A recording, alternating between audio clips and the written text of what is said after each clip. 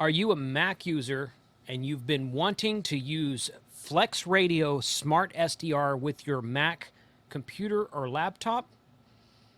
Guess what? Now is the time.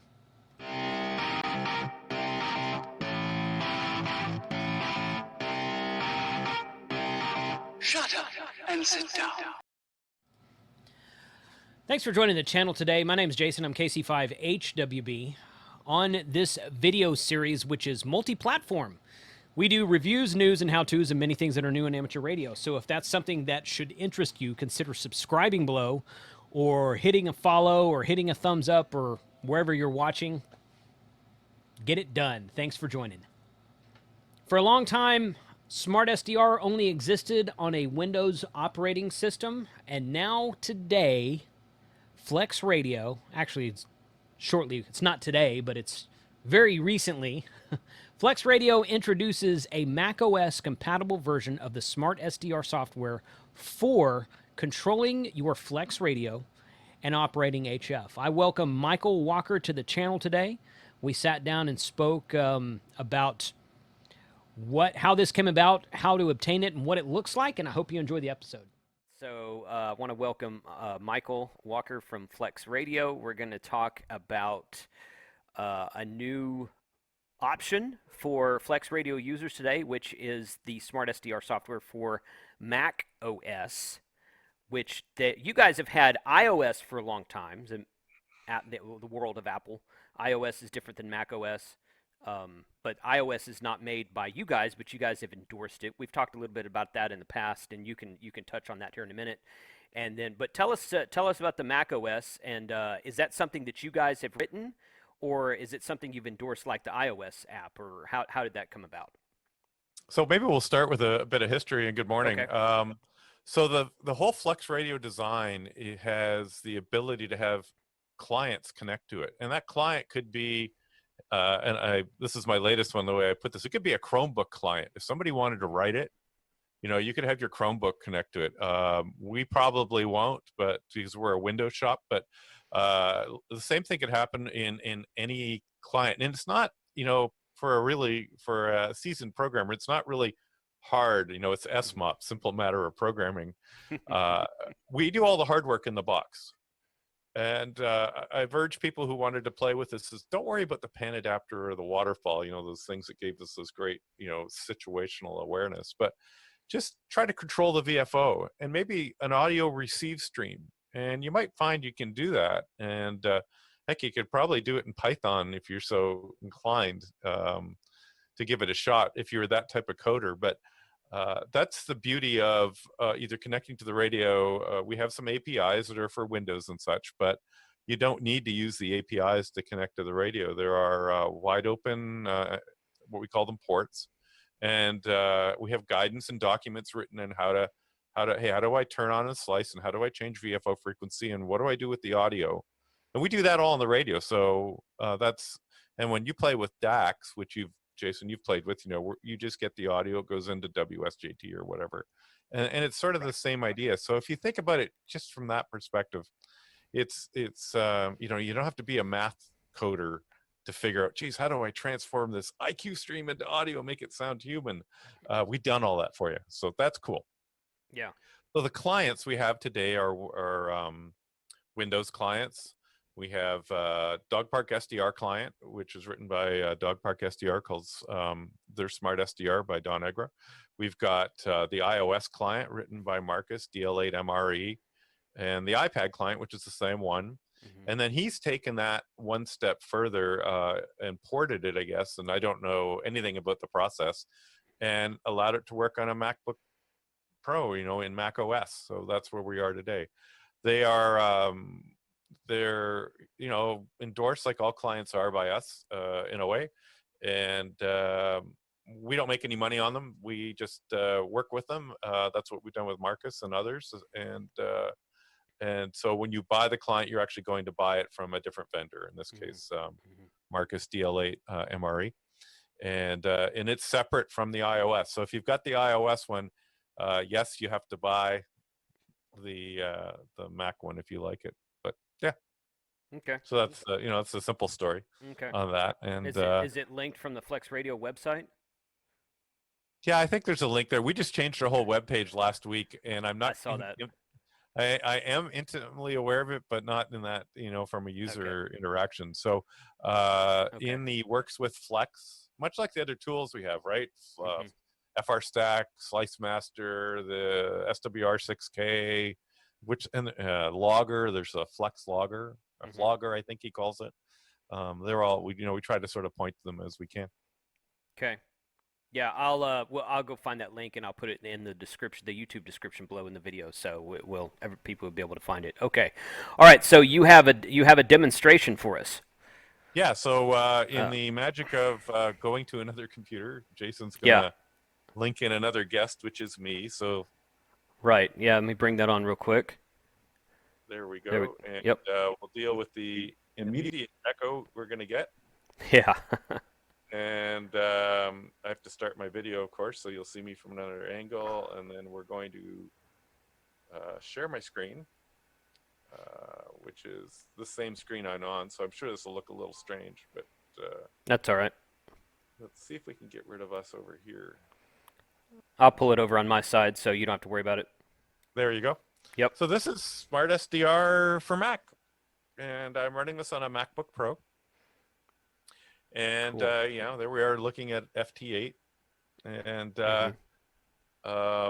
let's see, are we on the right antenna? So I'm at home, so I'm not on my remote station. So everything antenna-wise here is sort of the urban operator. So when people tell me they can't hear things in an urban operation, I can actually do that. Some of Oh, the okay. cool things is, oh, there we go. We've got some cool tools here. We've got a CW keyer, which is for controlling the radio. Now, this will actually work remotely if you want to wire a key to a remote Mac.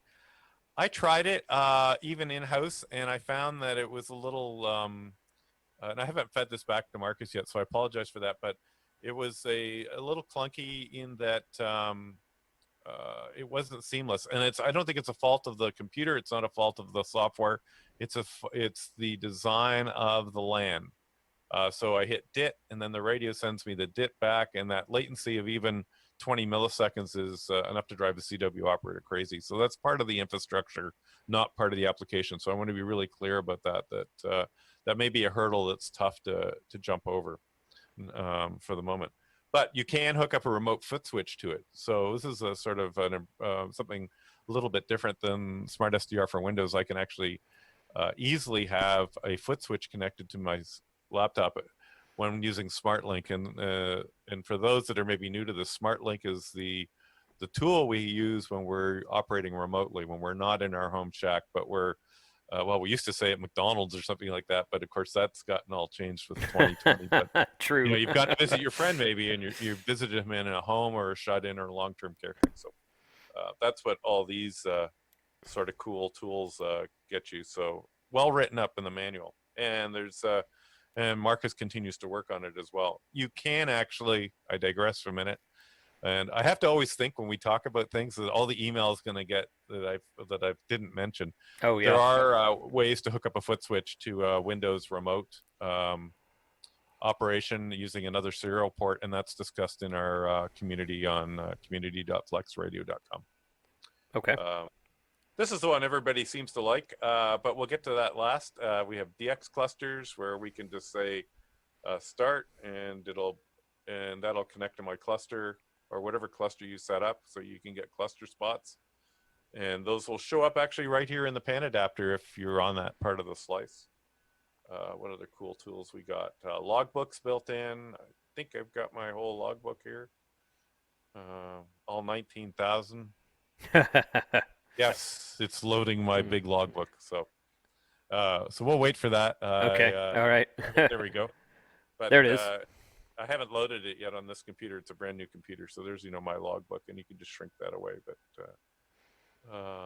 and if you're using multiple screens, you can spread this over multiple screens. Right now, we're of course just on one. Right. But we have FT8 built in. So you don't even need WSJTX. No. Okay. And so we'll let this run for a couple of cycles on 20. And I'm just using a Wyndham here, so it'll, I believe, ultimately fill in. And you can make QSOs and log them and that sort of thing. So that's pretty slick. Mm-hmm. We'll see if how we make out here. There we go. So I have a pretty noisy QTH here. So. And V3 November Fox November is in my grid, so that's a ground wave signal. I'm sure we're hearing. But, yeah. And you'll see them as we drag this down that those spots are showing up. Yeah. Like WSJT does when you use it with Slice Master right on Canada.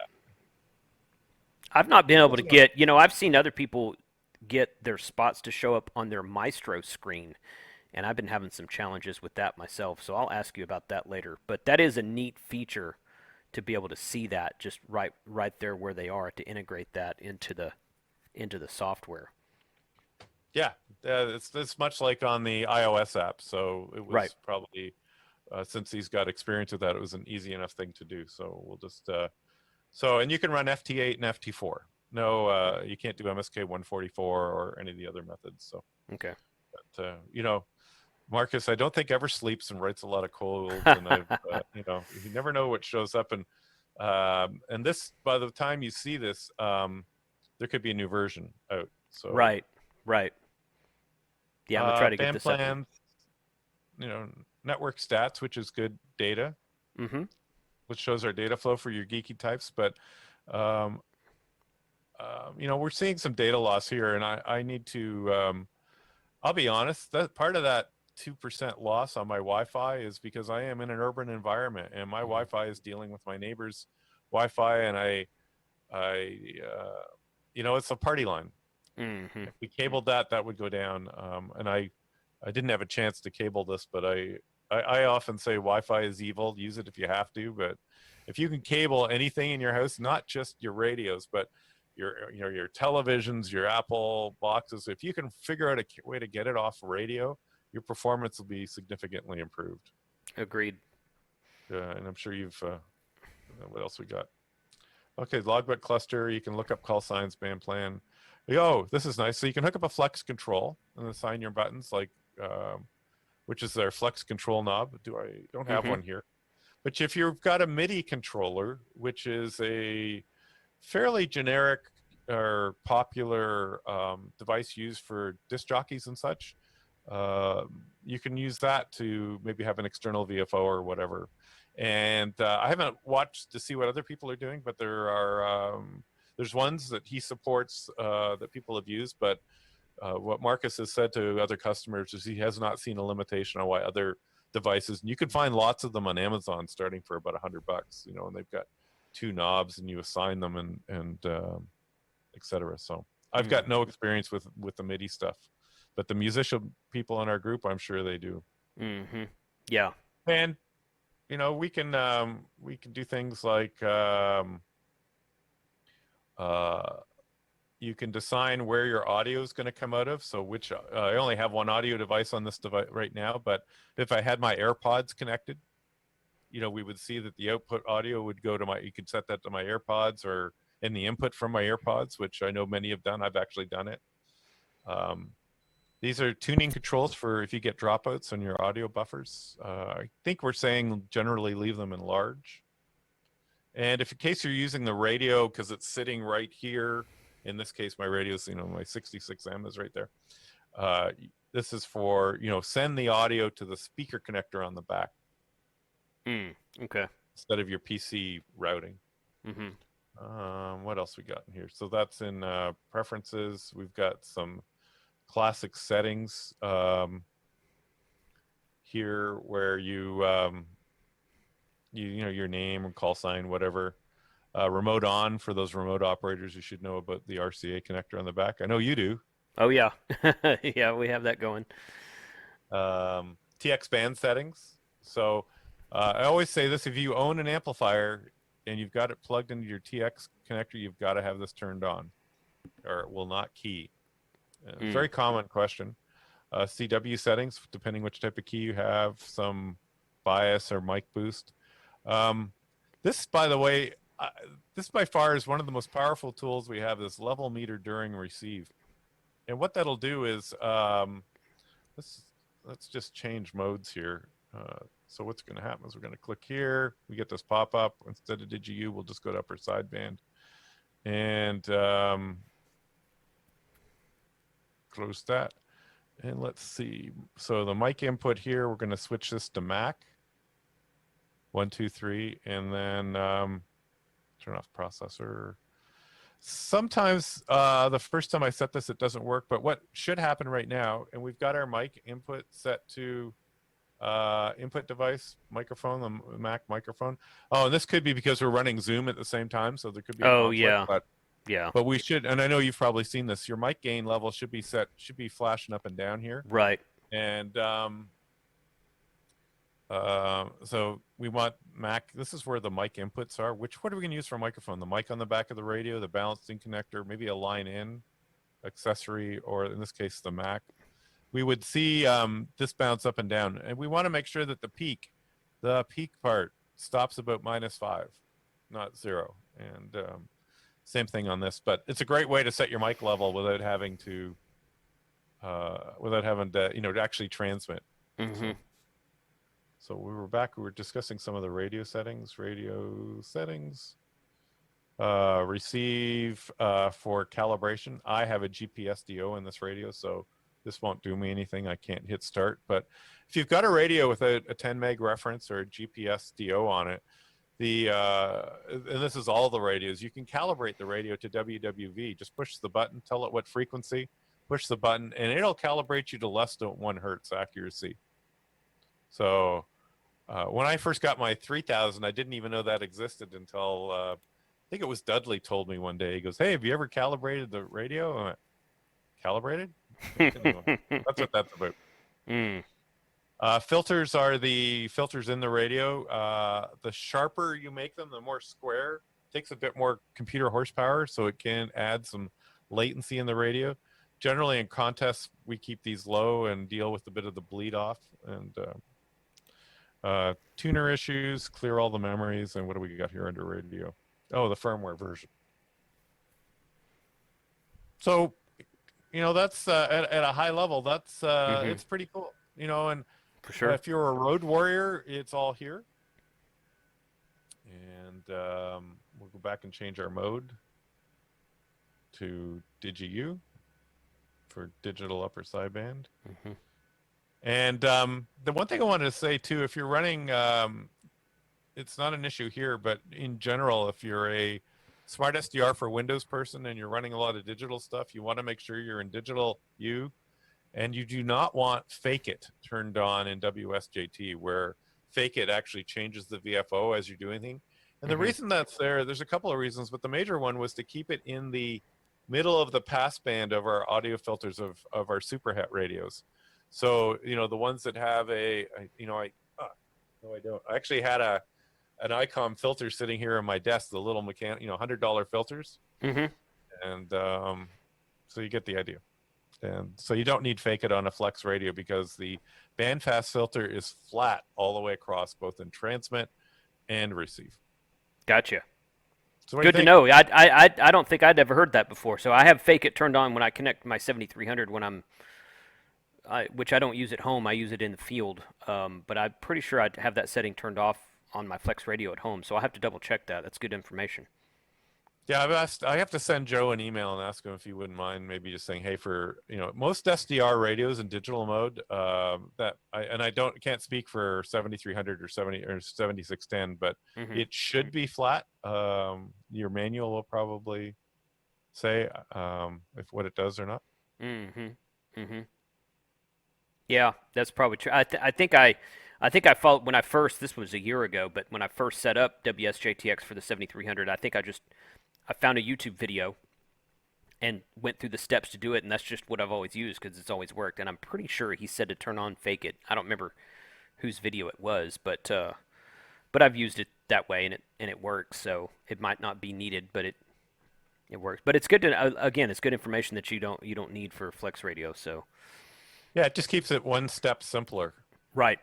Right. Right. And I think for our those that have used SmartSDR, you'll see that the layout and the stuff on the side is fairly similar. Yeah, yeah, I was just noticing that. The fonts and the kind of the graphics are, you can tell they're different, but everything's in the same place and there's the same options and clickable buttons and whatnot. So that's good to know. Yep. This is, by the way, TX band settings. So I'll just hijack your show for a minute, but this is one that new people miss. And I don't think anybody else does this, but you can set your power level, your maximum power level, your tune power level by band. And you'll see that I've got locked out, 160, 60, 30, 17, 12. From push to talk inhibit means I can't go and transmit on those bands because I know my antenna won't tune, or I don't have an antenna. And I hate tuners, so I'm not a tuner fan, but this is a Wyndham, so I have to use it. But I had an old Elmer back in the 70s. Yes, I'm dating myself, that said, "Tuner, what you need a tuner for? Make the antenna do what it's supposed to." It's like, he's right. Yeah, yeah. It's a matter of convenience, especially when you're in the field, about being able to go multi-banded. But yes, I mean, obviously the point, the goal is to have a resonant antenna. So yeah, that's good good advice. Don't turn RF into heat. Right, right. Yeah, you want all 100 watts of that power coming out there. So cool. Well, great. This is fun. I know that there's been several of the videos that I've done. If you want to stop sharing, We could stop sharing, can and we go can back probably to log go back my to nose the out of. yeah. There you go.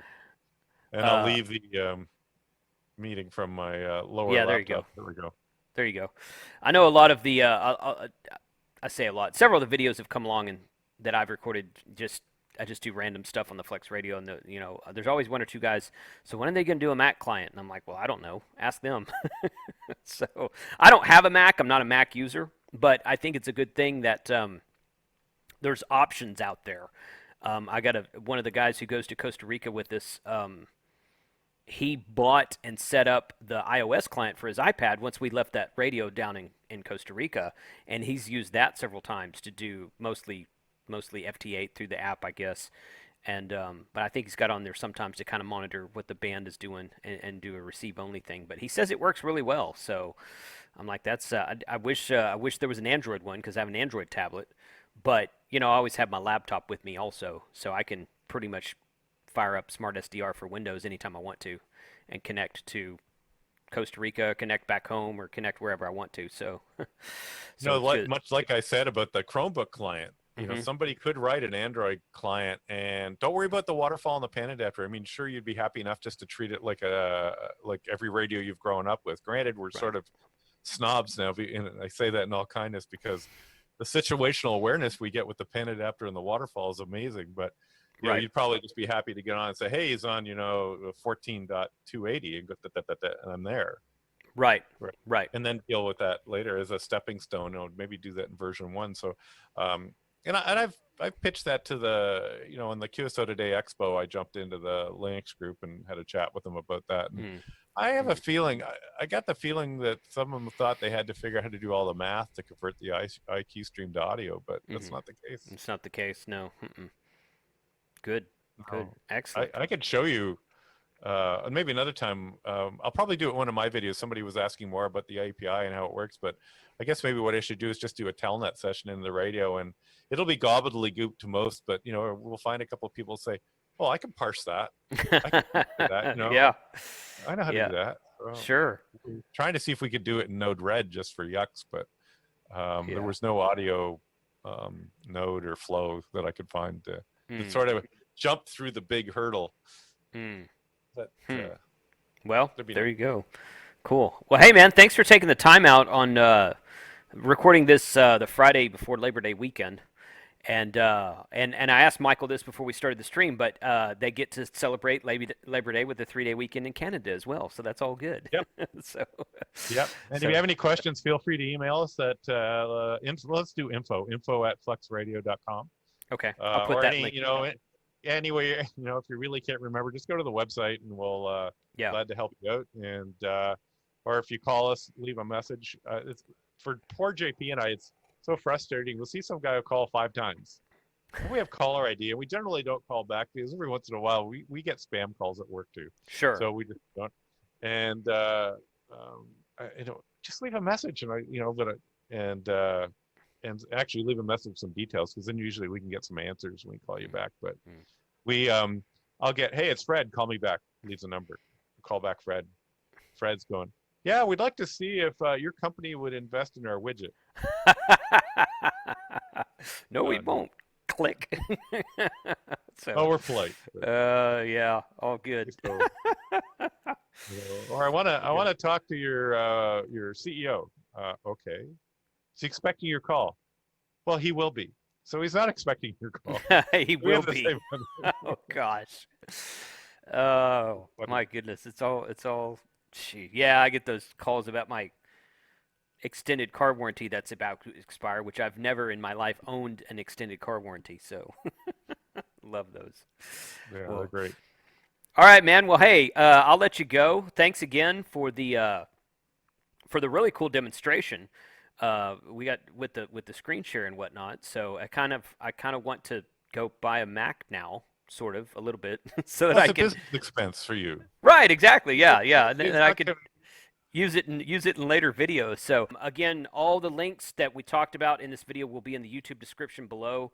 The email address, I'll link it down there as well. And the community, if you're not part of the Flex Radio community, they have a really great community forum that you get on there and talk. And the guys from Flex Radio get in there and answer questions. But a lot of the community members, a lot of the user base, who's been doing this forever and ever and know all the answers to all the questions that new users ask, they're really helpful in there as well. So it's a great community of users to get in there and get your questions asked and answered both. So 73 to all. Everyone have a good Labor Day weekend. I'm going to get this posted as soon as possible.